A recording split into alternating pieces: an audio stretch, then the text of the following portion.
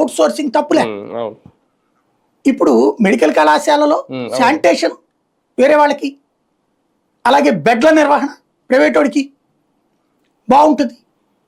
అలా కాకుండా college private వాడికి ఇచ్చేస్తే ఫీజులు వాడిష్టం, దోచుకోవడం వాడిష్టమే కదా. ఇలాగ ఒకప్పుడు గవర్నమెంట్ కాలేజీలను పక్కన పెట్టి ప్రైవేట్ కాలేజీలను ప్రోత్సహించితే ఇవాళ రోజున ఏంది, లక్షల్లో డబ్బులు లేకపోతే చదివించడం మానేస్తున్నాం. అంతే కదా, లక్షల్లో డబ్బులు ఉండాలా నువ్వు చదివించాలంటే, లేదంటే చదివించలేవు నువ్వు. దెన్ అయిపోయింది నీ జీవితం. ఓ జీవితాలను నాశనం చేస్తున్నావు, వ్యవస్థను నాశనం చేస్తున్నావు. ఇవాళ రోజున డబ్బులు సంపాదించడం లేకపోతే 25,000 సంపాదిస్తే దేనికి పనికిరారు ఇవాళ రాష్ట్రంలో. పిల్లలు లేకపోతే 25,000 బరల మామూలు జీవనానికి. అదే పిల్లలు కూడా ఉంటే కనీసం 50,000 సంపాదన ఉండాలి.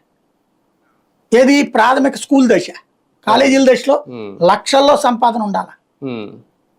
లేకపోతే అప్పులు పాలవ్వాలా, ఆస్తులు అమ్ముకోవాలా, ఆస్తులు లేకపోతే చదువు మానిపించుకోవాలా.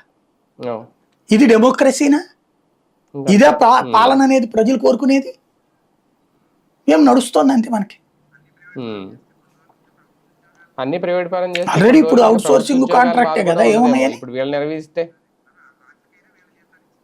అదే వాటికైనా వీళ్ళ జీతాలు ఇచ్చుకోవాలి, వాళ్ళకి ఇచ్చేస్తే వాళ్ళు పెట్టుకుంటారు. సచివాలయంలో